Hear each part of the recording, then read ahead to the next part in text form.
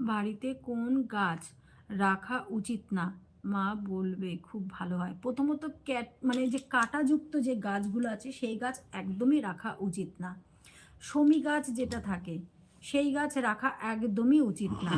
তারপরে আকন্দ ফুলের গাছ রাখা একদমই উচিত যেই না। গাছের গোড়া কাটলে, গাছের ডাল কাটলে দেখবে যে একটু সাদা সাদা রস টাইপের, দুধ টাইপের বেরোয়, ওই গাছগুলো তো একদম বাড়িতে রাখা উচিত নয়, সর্বপ্রথম বলবো। এবং গাছ যদি রাখতেও হয় সেগুলো সবসময় পূর্ব দিক করে রাখতে হয়, কিন্তু সর্বপ্রথম বলবো পূর্ব দিকের দিকে গাছগুলো আমাদের রাখতে হয়। দক্ষিণ দিক, পশ্চিম দিকে গাছ রাখতে নেই। এবং তুলসী গাছ যদি কেউ রাখে বাড়ির ব্রহ্মস্থানে, মানে মিডিল অফ দ্য হাউস, সেখানে রাখতে পারো। আর কোথায় রাখতে পারো, আমরা ঈশান কোণে আমরা তুলসী গাছকে কিন্তু রাখতে পারি।